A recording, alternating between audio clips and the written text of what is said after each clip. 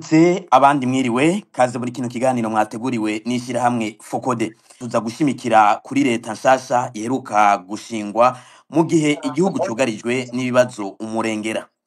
Abashikiranganje 11 kuri 15 bahahora barakuwe hagenwa bashasha nkuko vyagenze ku nama nshinga mateka yamutse ku matora yavuzwemwo ubusuma bukabije. Leta nshasha nayo nyene igizwe n'abanywanyi ba CNDD FDD. Mbega none hoba harurukiza abarundi biteze kubagize iyo leta nshasha? Abagenwe batandukaniye he n'abakuwe?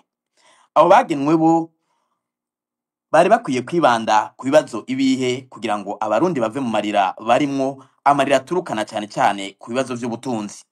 Ngibi bimwe mu bibazo tugiye guca hirya no hino mu kiganiro cyo kuri uno munsi. Kuri mikro Gilbert Niyonkuru na Alice Hakizimana ari nawe agira babwire abatumire dufise kuri uno munsi n'ingene ikiganiro gitunganijwe. Alice, nimba munyumva mwiriwe nakaze muri kino kiganiro.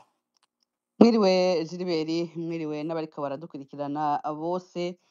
Nkuko waje kubivuga uno munsi tuzakuba turi kumwe n'abatumire batatu. Umutumire wa mbere ni Pacifique Ninahazwe arongoye ishiramwe Fokode. Pacifique Ninahazwe, kaze muri kino kiganiro.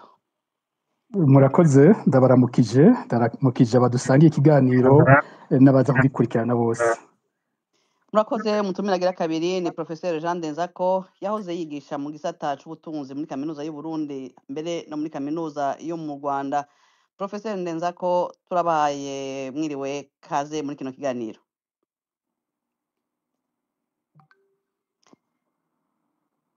Professeur Ndenzako, ngira mukugurura akamuko kanyu karamutsa abariko baradukurikira. Sorry nabibonye. Yego, mwiriwe mwese abudusanga ikiganiro n'abariko baratwumviriza.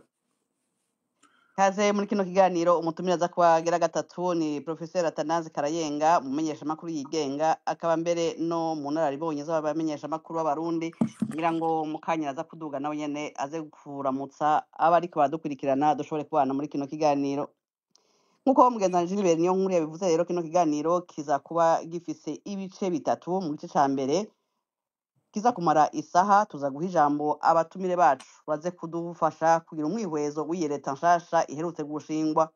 Mu gice ca kabiri naco nyene kiza kumara isaha, tuza guha akarya bariko baradukurikirana kugira ngo babaze ibibazo abatumire, eka mbere banashobore kunganira guterera ivyiyumviro muri kino kiganiro. Mu gice ca gatatu ari naco ca nyuma kiza kumara iminota 30 gusa, abatumire bacu baza kurangiza bagira intererano kucokogwa kutunenge tuzoba twabonetse mu vyashikirijwe n'abafashe ijambo batandukanye.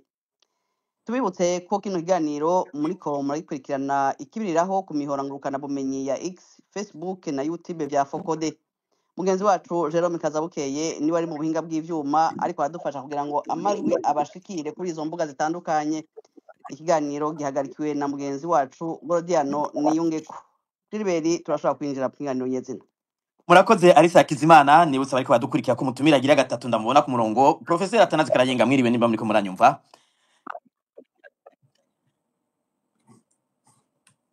Sinzi, ngira kumbure nabona umenga turi kumwe ku murongo, ngira mukanya baradufasha. Muranyumva Professeur Karayenga? Ndabahaye mwiriwe nimba muriko muranyumva. Kumbure ko ngira haracyari ibitugoye mu ndabumva nabi cyane, ndabumva bijwangaraye, ndabumva biza kurikirana neza, mugabo ndahisha mugabo sishiza rwose, ndabumva cyane. Mwiriwe neza cyane, mwiriwe nabo tusangiye ikiyago, nabo tusangiye urugendo. Ego, ngira kumbure mwoshobora gusohoka mukagaruka kwinjira gushasha kugira ngo amajwi ashobore bishobora gushika, birakunda gushika, mwomera nk'abasohotse mukasubira kwinjira gushasha kugira ngo tubaduze gushasha, kumbure ico kibazo c'amajwi cyo kemuka. Reka mukunindira ko tubishira ku murongo, tuhere kwa Pacifique Ninahazwe. Leta nshasha iheruka gushingwa, abashikiranganje bamwe barakuwe, hazamwo bashasha, hari n'abandi bagumyemwo muri leta. Muri Fokode, mbega mwarashimishijwe n'iyo leta nshasha uko yatowe? Ni giki nimba mutashimye cyo bari gishasha kuvyo mwari mwiteze? Ego, murakoze. Sinzi ko twoshobora kuvuga ngo hariho ico twari twiteze. Ico kiragoye, gusa umuntu arashobora kugira icyo avuze ku vyo yabonye. Nayo ubundi muri rusange nta kintu kinini numva tuba twiteze ku ngingo ziriko zirafatwa muri kino gihe. icabonetse cya mbere nuko vyari vyitezwe bwa mbere bwo nuko Gervain Ndirakobuca yavuye mu mabanga y'umushikiranganji wa mbere. Hari haciye igihe kitari gito avuga ko ashobora gukurwa, handi agakekwa ko ashobora no gutanga imihoho. Haravuzwe cyane ingene imigenderanire yabe n'umukuru w'igihugu, mbere n'umupfasoni w'umukuru w'igihugu yateye imera nabi. Ibyo rero bikaba atanumwe byatangaje kubona baronse akaryo keza nyuma y'amatora guca bahindura umushikiranganji wa mbere, bakanaronka n'ingene burasohoka neza atamaramajwe ibi byo kucamujana mu nama nkenguzamateka. Ku bijyanye n'abandi bashikiranganji, duhere ku uwamusubiriye aje kuba umushikiranganji wa mbere, si umuntu mushasha, yari asanzwe ari muri leta, yari amazemwo amezi indwi ari umushikiranganji ajejwe iby'ubutunzi bw'igihugu cya leta, Nestor Ntahontuye. Abarundi bari bamuzi ku bintu bike cyane muri ayo mezi make yari amaze. Yatanguye kuvuga cyane ariko aravuga ko adashobora guha amakuru ibinyamakuru byigenga. Ibyari byatangaje benshi kumva mu gihe cya none umushikiranganji yemanga ko adashobora gutanga amakuru. Hanyuma igikorwa gihambaye yari amaze gukora kwari ugushinga uburyo leta izokoresha muri uyu mwaka 2005 gushika muri 2006 ibyo bita budget general de l'etat. Hanyuma umuntu aravye iryo tegeko yashoboye gutoza rijyanye n'amafaranga leta izokoresha, mu bintu byabonetsemwo ku ruhande rumwe n'amakori yagwijijwe ku banyagihugu bato bato, ubona hari amakori menshi yagiye arabashyirwako. Ku rundi ruhande naho n'ingene hadugijwe amafaranga leta izokoresha bimwe mu bisata biboneka byadugirijwe amafaranga, bikaba nk'igisata c'ibiro by'umukuru w'igihugu. Nko ngaho uravye nk'umwaka w'imbere, igisata c'umukuru w'igihugu cari cahawe amafaranga agera ku miliyaridi 70, ariko muri bije nshasha amafaranga azokoreshwa n'ibiro by'umukuru w'igihugu acaja kuyashika imiliyaridi 121 zirenga gato. Ukaca wumva ko bongereje ko nk'imiliyaridi 50 mu yazokoreshwa n'umukuru n'ibiro by'umukuru w'igihugu gusa. Hakaba nko ngaho amafaranga amwe agoye no gutahura, nuko haratangura nk'amafaranga yitwa ko ari aya intendance akoreshwa nko mu gusuma ku mukuru w'igihugu.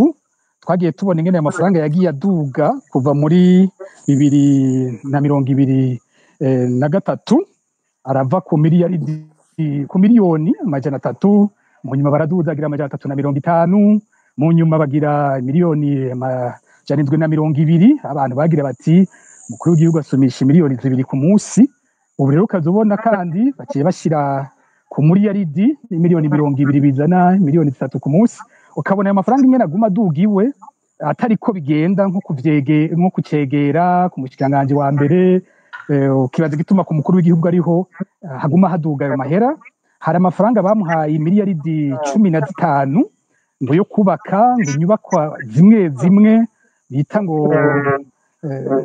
zifise akamaro ngo communautaire. Umuntu akibaza igituma ibiro by'umukuru w'igihugu arivyo vyoba byubakisha amazu kandi hariho umushikiranganji bujejwe ivy'inyubako. Ukabona bamudugirije amafaranga bita ngo appui aux bonnes initiatives, yavuye ku miliyaridi 5 akaja ku miliyaridi 9. Umuntu akiyumvira ayo mafaranga yamakora ibiki.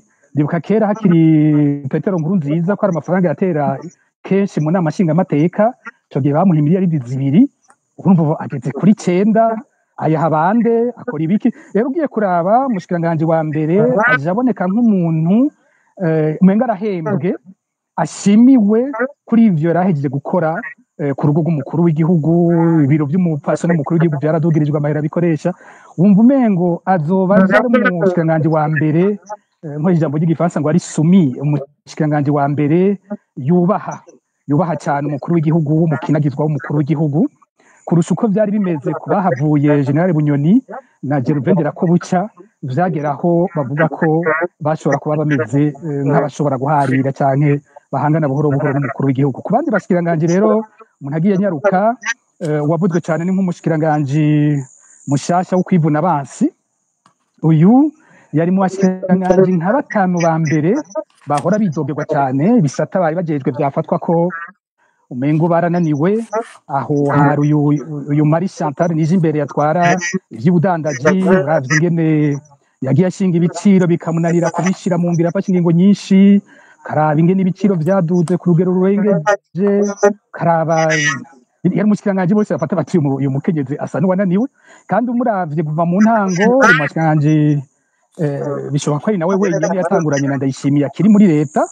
Mu ntango yaje yahora ari comptable mw'ishirahamwe ashika agiga umushikiranganje wo kumenyesha amakuru bitumvikana, yarazwi muri politike, ico gisata bari bamuhaye nta na hamwe yaboneka yari yaranagikozemwo, ava muri ico caja aho muri commerce yahora biba uko vyahora bimeze. Ubu naho adugijwe ku umushikiranganje wo kwivuna abansi, agira kabiri mu rutonde rw'abashikiranganje, kamenga hashimiwe umuntu yananiwe kuko hari hamuri kwiyo myidogo myinshi.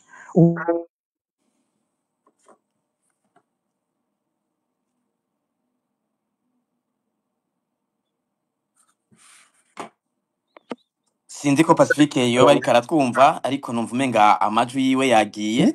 Avuga ko yari umwavoka, yari muri Conseil supérieur de la magistrature. Pacifique, sinzi ko muriko muratwumva, twumva ijwi ririko riragenda, sinzi ko muriko muratwumva. Unyumva? Amajwi yanyu yari yagiye muriko murasigura ibijanye n'umushikiranganje wo kwivuna abansi mushasha, sinzi ko mwosubiramwo mwari mugeze. Nuko ntazaho nagaruka ariko reka subiremwo. Umushikiranganje wo kwivuna abansi navuze ko yari yatanguye kwinjira, ari niwe mushikiranganje wenyene yatanguranye na Evariste Ndayishimiye akiri muri leta.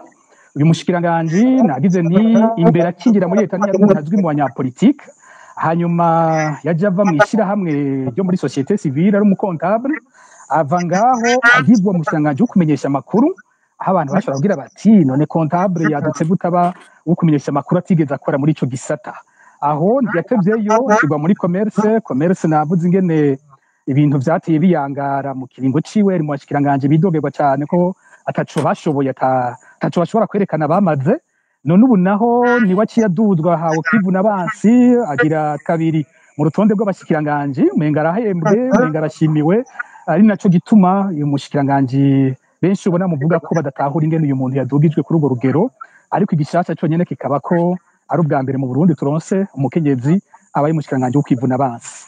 Novuga undi mushikiranganje yavuzwe ko cyane ni umushikiranganje mushasha w'imigenderanire y'u Burundi n'amakungu, Edouard Bizimana. Uyu ni umushikiranganje yahora aboneka cyane ku mbuga ngurukana bumenyi, yakunda kuba ariko arishurana nabi n'abantu. Tweho nko mw'ishirahamwe Focode yavuze ngo turi une organisation satanique, no kuvuga ishirahamwe ngo rya shetani. Ni umushikiranganje wabona iriko aratukana n'umushikiranganje atuka umushikiranganje w'imigenderanire mu gihugu cy'u Rwanda, umushikiranganje abonekamwo imvugo z'amacakubiri zimwe zikomeye cyane, kuko yatuka nk'umushikiranganje Olivier Nduhungirehe w'u Rwanda, amwagiriza ko yoba ari umuhutu yagiye kwiburisha bagakorera abatutsi, ibintu imvugo wumva ziteye isoni ku muntu yoba yohabwa amabanga yo hejuru gutyo. Jewe n'umushikiranganje ntanatangaye, ivyo ndabibonye kuko twigeze guhura muri 2014 serukira Burundi mu Budagi mu nama. Ico gihe ivyo namwumvisemwo vyari biteye ubwoba, sintangara mbonye ibi bintu yari amaze imisi abandanya kwandika. Undi mushikiranganje aboneka ni w'intwari hagati mu gihugu. Uyu nta byinshi cyane azwi ko yamaze igihe kitari gito akora mu biro by'umukuru w'igihugu nka chef de cabinet. Mu minsi heze yavuga ko ari we yoshobora kuba umukuru w'inama nshingamateka, yava birapfa umburengira kwabaye kumushumbusha mu kumuha ico kibanza mu rutonde rw'abashikiranganje ari wacatangura. Uwundi muntu aboneka yavuzwe ko cyane n'umushikiranganje w'abakozi ba leta, Lieutenant General Gabriel Nizigama batazira Tibia. Uyu yari yakuwe muri Nyakanga 2022 aho yari munyamanga mwishikira mu biro by'umukuru w'igihugu chef de cabinet civil. wibuka ko yakuriwe rimwe na generale Arengiyome Bunyoni yari umushikiranganji wa mbere. Bano bantu bagirijwe ibintu by'ubusuma bukomeye, bagirizwa ko bafise uruhara mu ngorane z'ubutunzi zari mu gihugu.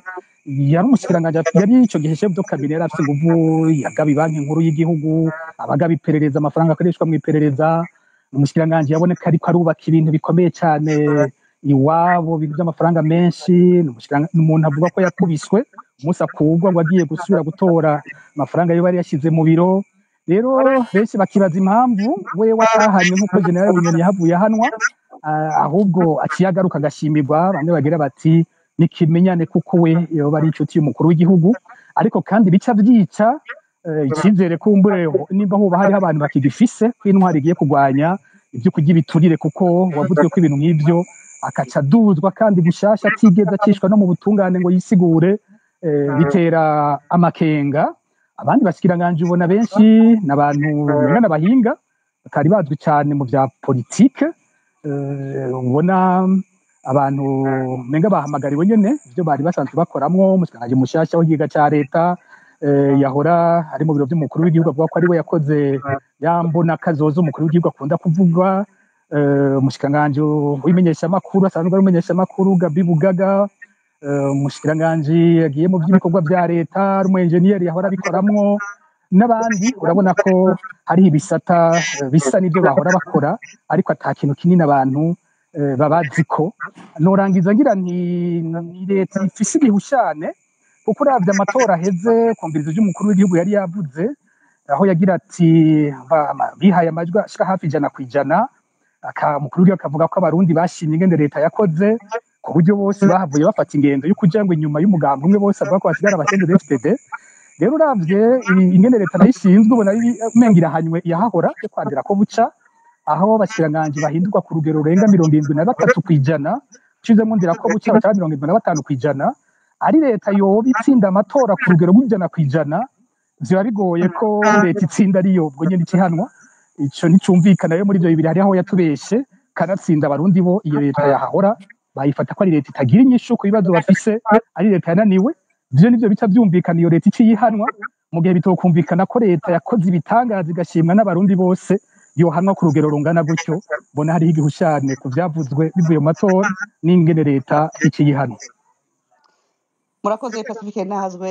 Professeur Jean Denzako, Pacifique Ntahazwe ahejeje kuvuga ibitari bike ku bijanye n'iyi leta iherutse gushirwaho. Ikibazo ni ca kindi, yagarutse ku bijanye na bamwe mu bashikiranganje basa n'abananiwe mu bushikiranganje bahoramo, cane cane werekeye ibyerekeye by'ubutunzi, mugabo bagahabwa ubundi bushikiranganje bukomeye.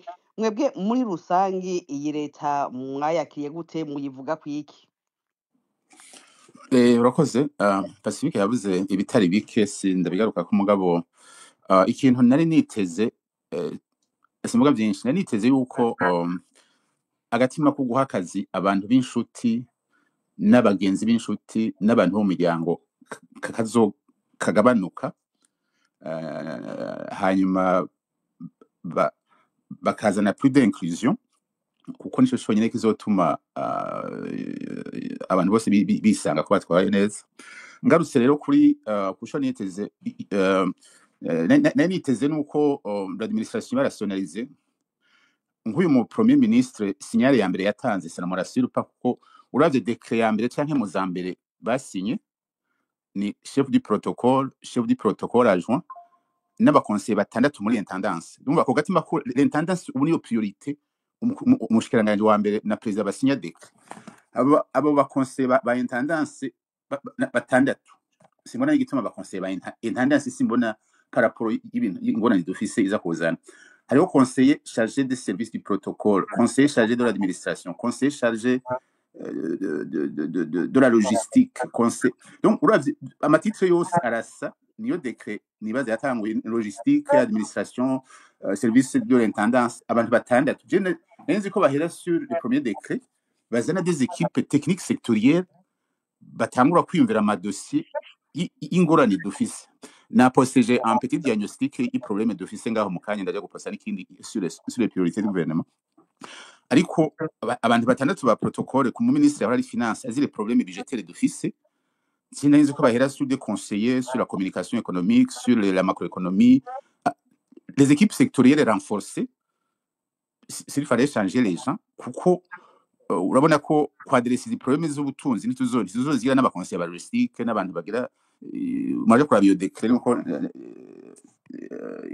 ingene ivuga na ishusho ntaniteze ko bazohindura bakazana abantu nyene bashobora kugira des dossiers tuzojana mu babayeur n'aba partenaires tuko augmenter le niveau qualitatif des discussions n'aba partenaires ko turabikeneye nituzokubaka infrastructure avec la taxation locale ibishoboka on est tabou ico rero cyo guhakaza abantu babagenzi niki uravye umwe wese muri conseil des salles ugafata bajya 13 ukadiviza par 2 urashobora kubona ki Amerika kuzana abantu rero badafite même dénominateur ugateranya abantu bazi ibiharuro urazi nta somo ushobora kuronka ngarutse kuri mwe mushikanganje ni nabanje peut-être nja kuvuga wenyene namwanditse ko cyane kuri Twitter ngaha du commerce ko bamuha défense ibyo ntavyo nzi mugabo ko aguma muri gouvernement de mon point de vue n'igisima kamwe de mon point de vue la capacité de résoudre les problèmes abantu baramwidogeye baridoga mugabo ntibari bazi ko bamutumye ibintu bidashoboka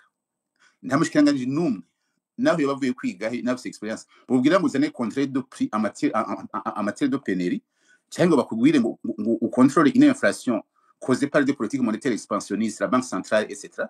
hama we ngo bakugwire ngo uze gukontrôler une inflation il n'a pas les instruments pour contrôler l'inflation ivyo rero ni abantu rimwe batuma ibintu bidashoboka umuntu hama gasa n'uvyemeye mbwa akabitorera inyishu bavuze ngo contrôler des prix we contrôler prix gute alors que l'inflation est générée par les déficits budgétaires l'inflation est générée par les politiques monétaires expansionnistes de la banque centrale abantu bateye inflation ntibari kugaruka ngo bamubwire ngo na contrôler les prix ni impossible mugabo je pense que elle était intelligente azana ico bita les prix plafond les prix planchers c'est-à-dire donner une fausse solution à un problème insoluble urabona abantu baciye banabihe abandi basubiye kubivuga mugabo déjà été content ko bagira ordonnance ngo bakontrole les prix bijya rero nibaza ko umuntu agutuma ibintu bidashoboka kandi abona ko bidashoboka mu nyuma ntashobora kugaruka ngo kwidogera umuntu wabikoze je nasanze ari umudamu sini capacité de solution des problèmes naradalitse ko cyane muri iminsi hanyuma kuba mu défense auprès de ntabyo nzi ko aguma muri gouvernement nibaza ko je ne pense pas qu'il ait échoué ko bamaye akazi kadashoboka la preuve na ministère barayikuye ubu bayijanye mu kintu un peu hétéroclite comme ça ntibazosubira kubwira umuntu ngo bifocalize sur ça peut-être icya gatatu rero mpereza ko nari nzi ko le gouvernement izana un focus important sur l'emploi ikibazo cy'akazi bagumye bakinwa ya dans la fonction publique et le travail yabagira nibaza ko nta gishasha kiriho ko gérer la fonction publique ni nkabo muri intendance si ibintu birebire cyane.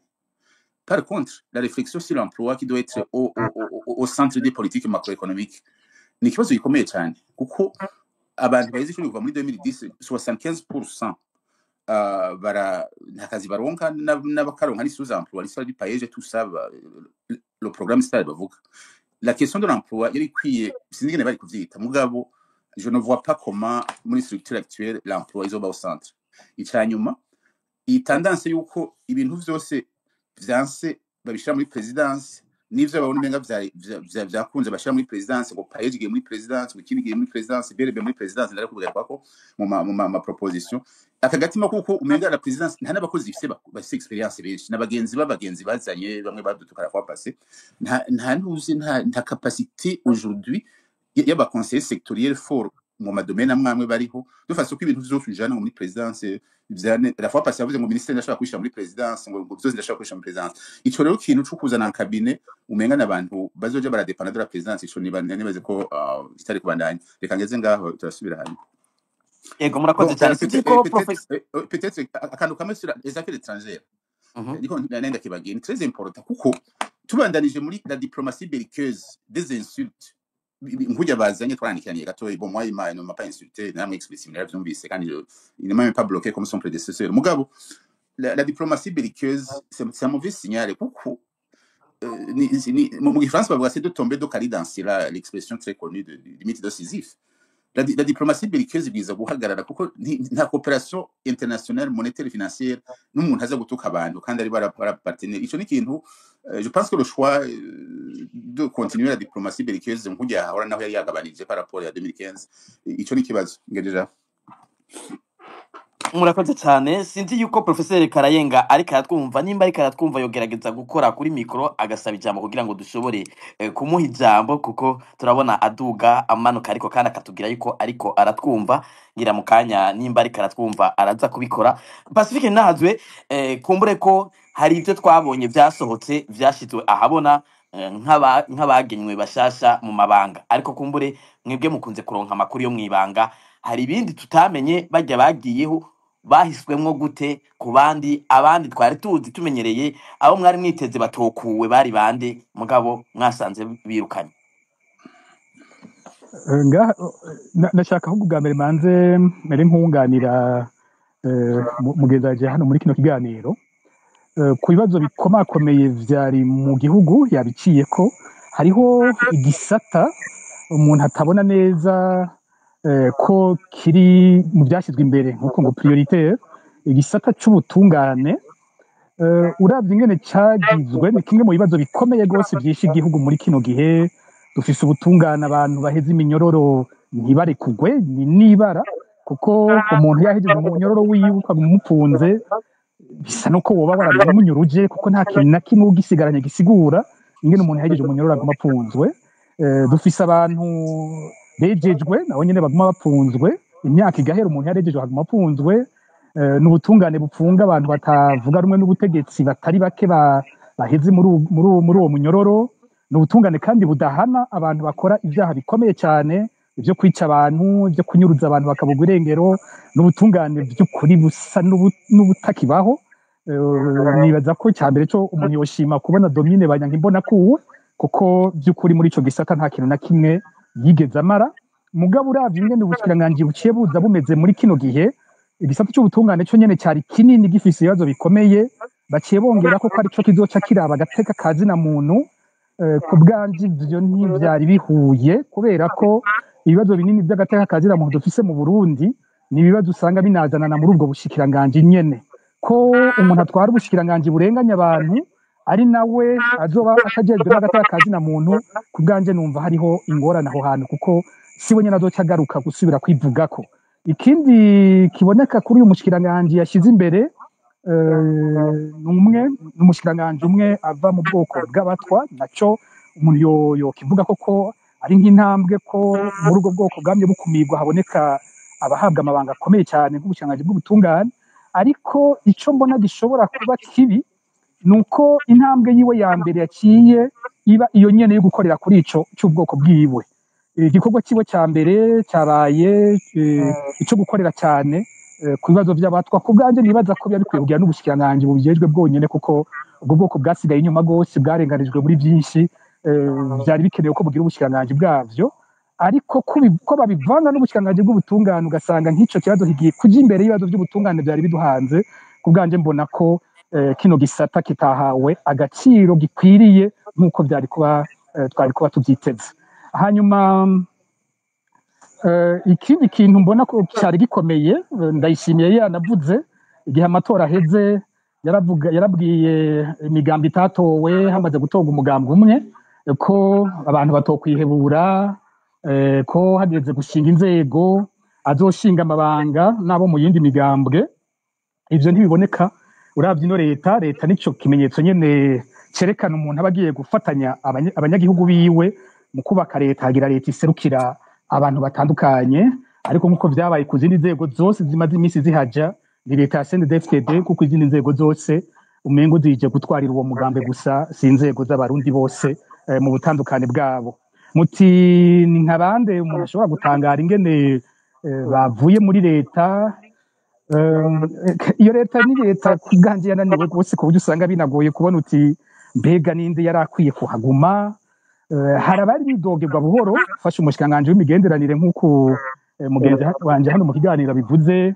Shingiro imyidogo ntiyari myinshi cyane kuri Shingiro naho igisata ciwe naco nyene kitateye imbere uravye izindi ngorane atashoboye gutera uwo muti nk'izi njyane zo mu karere zigumaho. Ntubona ko yagize uruhara kugira zihere. Ariko ntiyari muri abo ba mbere bidogerwa.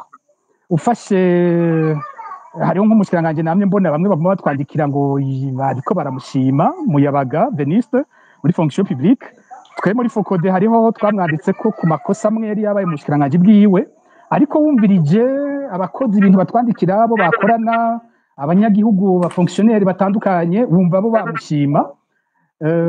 Ariko nkuko ndabivuze muri rusange ni ukuri sinovuga ngo hariho umushikiranganji mbona mvuga nti uyu muntu igihugu kirahombye kubera avuye muri leta, ntavyo mbona kuko ntibanda bitwereka ngo tubone nyene ikintu gikomeye bariko baramarira igihugu. Nayo mu bakuweho ho ni umuntu harabo umuntu avuga ati by'ukuri aba bagiye hageze. Hari nk'abashikiranganji batanu mvuga ko bari bidogerwa gose, ibisata byari byaragoye gose. Umuntu ahera kuri twamaze kuvuga Marie Chantal nije imbere we yadugijwe, ariko hari nk'umushikiranganji ari vy'igitoro uyu Ibrahim Uwizeye n'umushikiranganji yabeshi inshuro nyinshi cyane. Yama ariko aravuga ngo igitoro kiriho, ngo kiriko kiraza, ngo baragifise Dar es Salaam, ariko ico gitoro ntikigere kiboneka, agasangira imvugo n'umukuru w'igihugu. Mu nyuma naho byashikira umushikiranganji wa mbere ukumva vyikura ko ati ico kibazo je ntimukimbaze, je murakibaza abo nyene bagifise. Rero uyo karaba igisata c'ubutare ivyo bagikozemwo ko cagiye kiragenda. Ibrahim Uwizeye yagiye n'ukuri ntiyaza ko atawutangara. Ubundi mushikiranganji yari yidogerwa gose ni Martin Niteretse mu bushikiranganji bw'intwaro yo hagati mu gihugu. Imvugo yamuranze, ibintu yagiye arakora, imigambi yo kuzimya abashinga ntaye mu gihugu, kuvuga ko abigeme batwaye inda ari ukubakubita kugira bavuga babateye inda, kubangamira amashyirahamwe yigenga, gusambura imigambwe nk'ivyo yakoreye CNL. N'umushikiranganji vy'ukuri igihe ciwe ngira yari yaratevye gose gukurwa. Namaze kuvuga ubutungane ntawo mugarukako. Ubundi mushikiranganji yidogerwa cyane yari uburimyi n'ubworozi Prosper Dodiko. We yagezaho yaka amafaranga abanyagihugu y'ifumbire, abanyagihugu ntibigera baronka ifumbire barihiye, hagaca umwaka imyidogo ikaba myinshi, nyinshi ntiboneke. Haravuzwe bimwe vya Anagesa bagenda bagapanga ibigori abanyagihugu bimbuye, mu nyuma ukumva ngo amatoni n'amatoni yaraboze byabitswe nabi. Yanakekwa rimwe na rimwe mu bijyanye n'ibyo kunyuruza amatungo y'igihugu. Uwo nawe nyene wumvirije ingene yari abantu bamwumva nta gitangaje ngo abagiye. Umushikiranganji yababaje abantu, yari yatanguye neza agaheza nabi n'uwitwa Dieudonné Dukundane. Yari yaje ari umushikiranganji w'umwete mwinshi cyane, yiruka hirya no hino araba hari ibinogo mu mabarabara bikosora, ariko arangije nawe nyene atawukimwumva, atawuji yahereye, ahubwo avuga mu byo gutera banyaga amaparcelle abantu n'amatongo, amakontra yakogwa mu buryo butumvikana. Hari abaje gusinya amakontra mw'ijoro mubiri we, nibi bijanye n'ivy'inyubako. Uyo nuvuga ko yatanguye arakarorero, ariko ahejeje nabi cyane uravye ingene impera ziwe zigenze.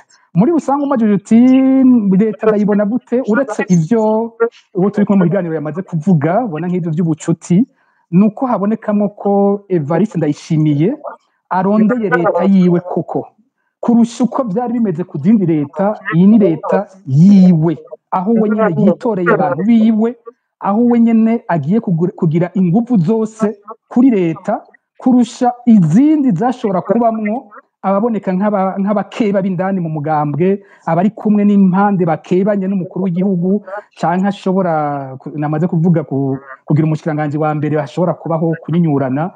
Ni leta yiwe, nico mbona je muri uwo mbaza mu ijambo rimwe novuga nti yakoze akazu kiwe, yakoze leta yiwe azokoresha uko avyumva uko bigomvye. Ari nayo mpamvu mu mpera iyi leta inaniwe ta nica azofisa asigura kuko n'abantu biwe yitoreye koko. Egome Pacifique murakoze. Mugenzi wacu Jerome Kazabuke yatubwiye ko yashoboye kuronka Atanazi Karayenga ku murongo. Niyo bariko batwumva, Atanazi Karayenga turabaramukije kandi turabaye ikaze mu kiganiro.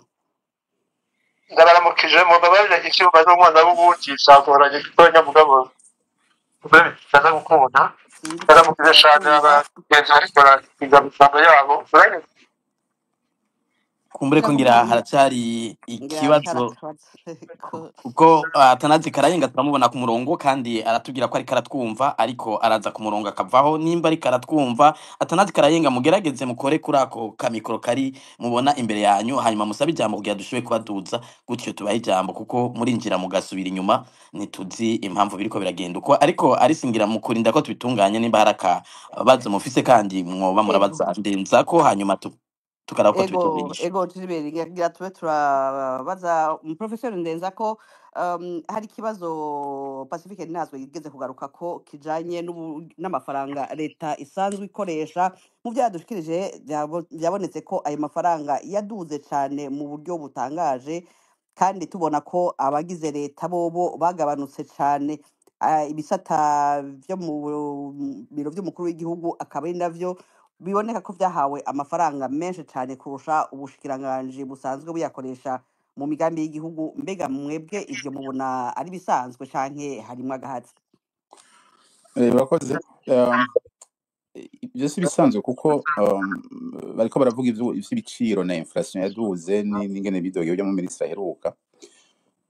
Igihe cyose leta veut vivre mieux que ses citoyens, kuko nico bivuga mu gifaransa coroshe, aussi longtemps que l'État veut vivre mieux que les citoyens, bakaugmenter les dépenses publiques, nta kintu na kimwe kisoshoboka yuko abantu bavuga ngo bazobateza imbere amaprograme vision tout ça. Iyi tendance yuko l'État cherche toujours à augmenter ses dépenses publiques pour vivre mieux que l'État, igikurikira nico bita la taxation sans législation. Ubu nivyo biriho, c'est-à-dire yuko l'inflation devient une taxe sur les citoyens. On va, il ma taxe na parce que vous avez dit d'autres comme il terrible nous il y a une taxe sans législation. Normalement les taxes ni du domaine du législatif. Mugabo ce qu'on appelle la taxe sans législation, ni bizuko l'État se finance sur l'inflation il est comme citoyen. Donc en augmentant ses dépenses. Il faut ikibazo sinzi na ministre des finances ndaje kubera koko nico toujours murindira ko abavuga abidoga tout ça. Donc le fait de kuduza amahera cyane iraboneka yuko aussi longtemps ko leta iguma iduza ivyo bateye ikibazo. Hanyuma peut-être ikibazo tambajije Pacifique yavuze naye nibagiye kandi ari très important no mu bindi byose ibi byo gutungane bashira hamwe na droit de l'homme bashira hamwe na genre. Noyer les questions de genre et d'égalité, disons, prenons les questions d'égalité en général. C'est très important. Ou un indicateur sur les indices de génie, les indices d'inégalité. Je vais poster quelques graphiques tout à l'heure. Ni kibazo gikomeye. Tu vois que développer une société inégalitaire est terrible. Les questions d'égalité, ni kibazo cyari gikeneye une structure change un cadre kukigira. Uco ufata la justice ugashira hamwe urumva iyo Pacifique yavuze vraiment nuko naye navyumvira ariko ni très important. Yuko abantu batera ingorane ucubwira ko baza kuziresolve kuko abantu baje muri droit de l'homme kugira barabe ko bogira pression sur la justice ngo barabe ko batezuriye. None wumva umuntu ateye ikibazo acabajije parti akabari wagiteye ukaja kumubaza ngo wateye ikibazo kandi ababizi. Nico question négative. Ico rero c'est un peu lié à l'économie aussi kuko iyo la justice itariho les gens n'investissent pas les droits de propriété bavuze wa ministre wa travaux publics il y a comme arondera ma parcelle partout avuga il voulait exproprier les gens tout ça je ne sais même pas ce qu'il faisait bakarondera ma parcelle so quartier kizingwe ngo ma parcelle ngo bakubaka ma appartement alors qu'on voyait que c'était une sorte de grab comme on dit en anglais chercher à accaparer certaines terres urbaines et les distribuer entre un petit groupe mugabo bakabishira ngo bagomba kubakira ama appartement alors que visiblement on n'avait pas d'argent aujourd'hui. Bon, la question du logement naco nyene ni kibazo gikomeye tutabona aho cagiye kuko le logement est bien le logement en général amaleta ya kera yaragerageje barazana SIP barazana ONL barazana amastructure barazana ECOSAT barazana projet d'UB dans le temps bakera murabizi hariho des initiatives naho zitashoboye ku résoudre la question qui existe un peu partout. On voit qu'on a construit des quartiers uhereye kwijabi ugahera ku Musaga za bibda handi hose ugahera baragerageje mugabo aujourd'hui la question du logement, je ne le vois pas dans ce gouvernement. La question de l'emploi, la question du logement, ni aux questions à justice, bien sûr, la question macroéconomique. Aba ministre bagumyeho 2 sur 3 n'abagore, je pense que c'est une bonne chose. La santé, le commerce. Je reviens sur le commerce. Oui, mon ministre du travail. Niba mujija, hariho ni bombe. Les gens ont posé une bombe sur la question des pensions. On va pension 100% de dernier salaire. Uburyo mu ministre du travail natagishobora bazovuga ngo ntajashoboye iyo nico bita un devoir impossible dès le départ ujya kwa shana na inflation kuvuga ngo bazoha 100% ngo le dernier salaire ngo ba pensionner nta gihugu nakimwe biriho ntibishoboka de façon intertemporaire ico kibazo umuntu azokimwe value ko dès le départ azoba murenganije kuko c'est un problème qui n'a pas posé qui ne peut pas résoudre je serais moi je dirais que c'est impossible dès le départ nta nabi yashantira yagize vy'ama intervalle bishoboka peut-être on peut kura nyene babihindura bakaza nka 50% naho nyene aujourd'hui uravye les investissements za INSS et tout ça na capacité financière yo gutanga même je sais pas un petit pourcentage ni un peu ça nivyo bibazo na bon umuntu abuze arabibagira je suis moins structuré que je suis moins structuré que Pacifique umva je mvuga un peu murakoze cyane kumbure Atanazi Karayenga ndabona twamuronse ku murongo Atanazi sinzi kuba umutwumva mwugura akamikro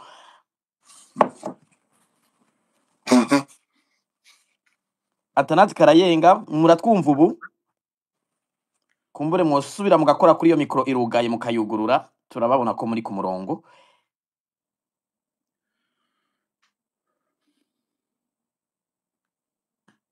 Atanazi Karayenga nimba muri ko muranyumva kora kuri ako ka mikro ako karongo karimwo kavemwo mushobore kuvuga nimba munyumva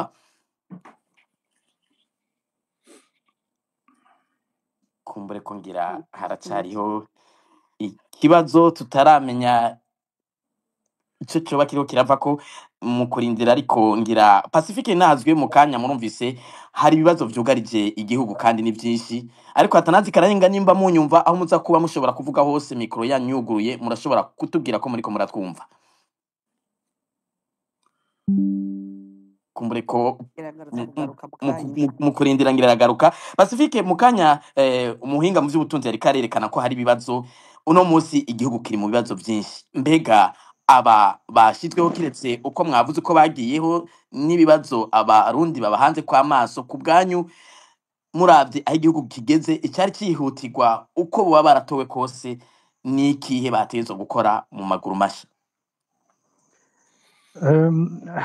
abantu bagenywe iwacu hariho ugira ukwimenyera gutera gukomera ubundi mushikiranganje wa mbere akigiyeho aragerageza ko mu mwanya wa mbere nyene hari ingingo acafata zihuta zorohereza abantu bakanezerwa bakumva kumengo hari ikintu gihindutse aravuga abantu bakamwumva ariko umushikiranganje wa mbere aje ari mu gacerere mu mwanya hari ibibazo bikomeye cyane hari n'ibintu biriko biraba umuntu yabagira ati mbega ni nabaje kurwanya iyo leta bari mu butegetsi nyene baje kumutega umutego ibaze waraye urahiye waraye ushinze leta ubwo nyene mu gihugu cyose amatara akacacika ku rugero bavuga ko no mu buruhukiro bw'ibitaro muri za morgue ata muyaga nkuba uriho ta gitoro amamashini y'ibitaro afise bagahamagara batinyaruka nyabo namukure abanyu bari mu buruhukiro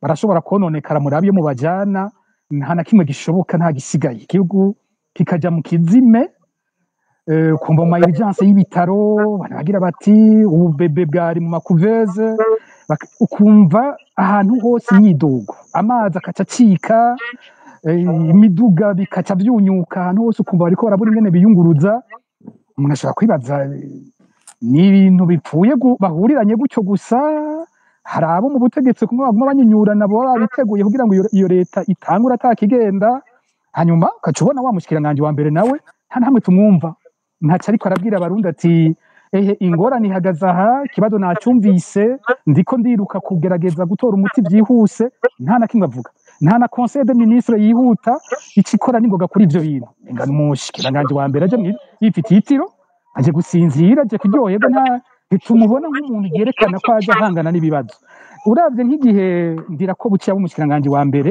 agasubirira arenga iyo Bunyoni hari ingingo zihuta yashitse afata zafashwe muri uwo mwanya kije ku buryo abantu mu mwanya wa mbere naho bafise uko bari bazinda kugarika hagira bati nkeka rigiye guhinduka terega bwa bundi Bunyoni yari yarica ibintu byose abantu baribuka ingene ubwo nyene hace yafatwa nk'ingingo y'ukugurura imbibe z'u Burundi n'u Rwanda ubwo nyene atani tangazo ribaye abantu bagiye babona imbibe zuguruye hanyuma barundi barasubira kuja mu Buganda kurangura baciye mu Rwanda tangorane abanyarwanda barinjira mu Burundi abantu baranezerwa ingene amahoteli asuye kuronka ingenzi amafaranga mbamakungu ariko araza aciye kuri abo banyarwanda ariko barinjira abarundi ku mipaka barasubira gushora atankomanzi rero ubu nta na kimwe turiko turabona hanyuma muribuka mushikira Gervais ko buca kije hari ibibazo bijanye n'ifumbire abantu bataronka ifumbire ico gihe yacitangwa iraboneka hariho ibibazo vy'igitoro nk'uko biriho n'ubu ariko ico gihe mu mezi ya mbere igitoro cyaciye gisubira kiraboneka biza kuyangara mu nyuma ubu rero dufise buce nimba ajazanye uburengeti nimba ameze gute nta na kimwe turiko turumva uwo mushikiranganje avuga wa mbere wagenda ko bashikiranganje bo nyene bamwe bamwe ingingo bahereye ko nk'umushikiranganje w'uburimyi n'ubworozi kumva ingingo ya mbere azanye agihejeje guhana na mugenzi we asubiriye avuga ati guhera ku wa mbere abakozi mwese bo muri ubushikiranganje muzoba muri Gitega ntawe uzosubira gukorera i Bujumbura mu bihe by'ingorane igihugu kirimo ubu ngene abantu biyunguruza ubukene buri mu bakozi gufata gihutihuti iyo ngingo ntubanje no kubagisha inama ntuvuze uti mbega mwagize ikihe kibazo kugira ibyo bintu biyo bitagiye mu ngiro kuva kera vyagenze gute ngo umushikiranganje Deo Guide Rurema batabikoze vyagenze gute ngo Dr Santos Niragira ntabikore vyagenze gute ngo Prosper Dodiko ntabikore undi akavuga ati jewe ndaje hariho ugushaka k'umukuru w'igihugu nuko ngenderamwo ndabitegetse simbanza no kubumviriza umviyo leta ije gute ntaho tubumva nta muti tubona nta cyizere twumva aba bantu baje bazanye muri rusange wumvirije n'abantu hari ukuntu iyo leta yahindutse hari igisharara wahora wumva mu bantu hari akantu wahora wumva mu bantu wumva umenga hari ikintu kibaye ubu nta na kimwe abantu bumva bose bavuga ngo nta gihindutse nta na kimwe twiteze ahubwo aba bizoba inyuma y'ibyo twari dufise bigiye kuyangara niko ntawe ushobora kumenya hakiri kare leta ikigiyeho ngo bizogenda gutya mugabo ako kantu ka mbere kaba mu minsi ya mbere umuntu akaboneka ko hari icyizere na gitoya atanze barakabuze icyo nokwita nka etat de grâce bagitangura uyu mushikiranganje wa mbere na leta yiwe ntavyo bafise batanguye abantu bose bavuga bati ntaco tubitezeko iyo ni ingorane ikomeye kuri iyo leta Egome Professor Neza mu kanya gatoye tujya twibutsa bariko badukurikirana ko mu minota 5 gusa tuza kubaha ijambo babe barikazanura ariko imbere ko tuha ijambo ariko badukurikirana nagira mbaza akabazo Professor Neza ko Pacifique yagize ati leta nshasha nivyo iriho ariko nta cizere nta kigiye guhinduka mbega namwe nuko mubibona canke murabona hareka hako hinyanyugwa hakagira igishobora kugenda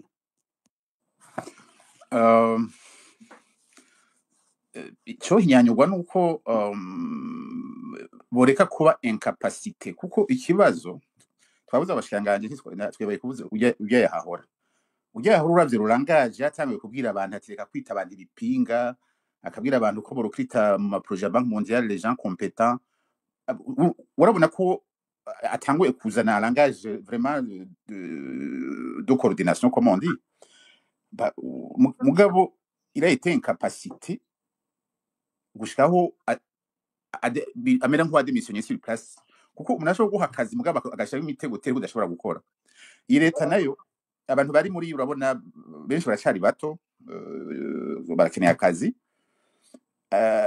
ikintu gishoboka nuko baboreka kuba incapacité ce dont je doute kuko le cercle du pouvoir ishobora kuguma iri hejuru yari informel uko vyahora hanyuma abaminisitiri bakaba des assistants virtuels bexecute ibintu bababwiye mugabo badashobora gupropose ibintu ngo bipase le petit cercle de décision informelle qui gère le pays au moins depuis 2015 ariko zateye n'ibibazo bya taux de change n'ibindi tout ça ico byavuga je ndavyumva kuko je vois le problème mais je n'ai pas de solution kuko abo bozana bose tendance yo gucentraliza le pouvoir bakayiha un groupe informel yaba inaformel kuko la direction d'un pays de façon informelle ni terrible kuko tu ne sais même pas à qui s'adresser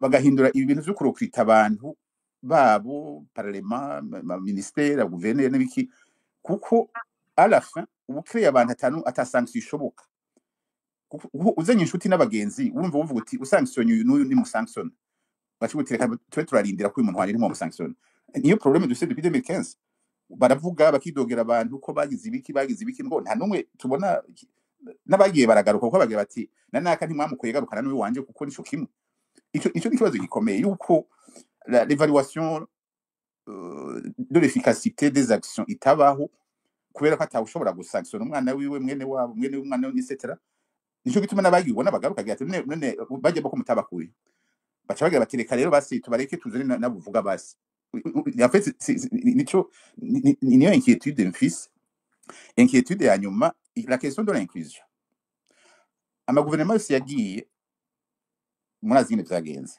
ubu twasubiye dans un système militaire autocratique président de l'Assemblée président du Sénat président de la République ministre de l'Intérieur ministre izi les régimes za conseil supérieur pour le salut national zari zimeze uko hanyuma abantu bakaba akazi baravye abantu ba propose par le conseil hanyuma l'exclusion yarabaye déjà n'ont pas accepté l'exclusion n'ubu de façon intertemporaire abantu baba ibituvuga il faut pas ko babipersonaliza canke bavuge ngo tuzana amacakubiri niki c'est une question abantu batinya bakavuga ngo no nguru manya amacakubiri n'amacakubiri ariko abantu barazanye des pouvoirs zabo bava hamwe urabona ntaho zadushikanye abandi baravuye hasi baravyanga bati ntibibandanya mwazi ngene vyagenze naba bubu le conseil genova nuko bu twari igihugu pour tout le monde ibintu za le clan la région les amitiés n'ibiki bakabireka twe ntizo batukiriho mugabo abana babo bazobaho uko kujya byabagendeye n'abandi bacu bose etc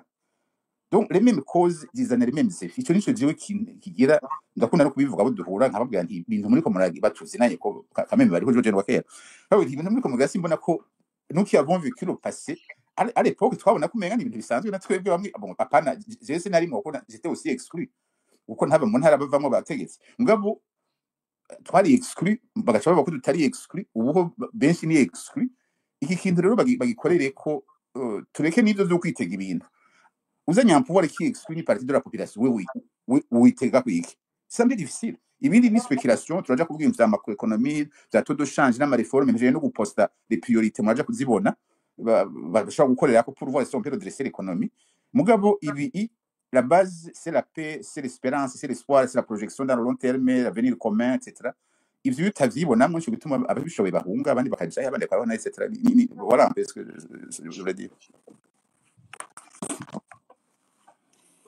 ego murakoze professeur Ndeza Kongo twaduheje kubivuga turinjiye mu gice cya kabiri cya kino kiganiro no kuvuga ngo abari ku murongo bifuza kugira icyo babajije abatumire bacu canke bafite icyo baterera ku bijanye n'iyi leta herutse kujaho bashobora gusaba ijambo tukabaduza kugira ngo bashobore kubaza ikibazo canke bagira intererano yabo ariko imbere ko tujambo amaze kuduga ko gufata ijambo aza kuba afite iminota hagati y'itatu n'itanu kugira ngo dushobore guha amahirwe abatari bake bashikirize ivyiyumviro vyabo uza kuba afite ikibazo acerekeze ku mutumire ashaka kukibaza kugira ngo vyorohere abatumire nabo bafate ibibazo vyabo bashobore no kwishura mu mwanya ukwiye icyo twosaba baza gufata amajambo kandi nuko twogerageza gukoresha imvugo yubaka ntiduterane amajambo canke ngo dukoreshe imvugo yo kugira ni kuvuga nabi reka rero jibe niba bunkundiye ngira ngo twokutangura kwakira abamaze gusaba amajambo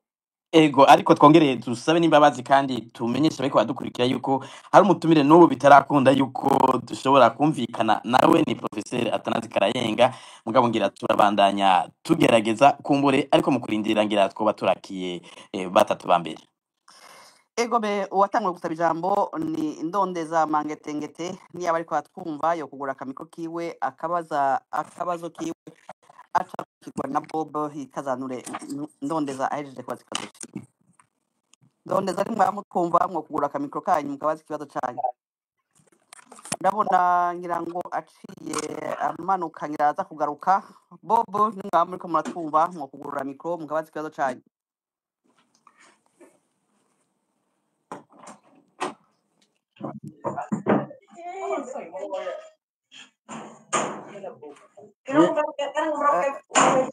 Bob turiko batwara inyuma yanyu ngira ngo mwoza ahantu hatari urwamo rwinshi muranyumva ubu ego turabumva ya murakoze cyane mwiriwe mwaramutse bivanye naho muherereye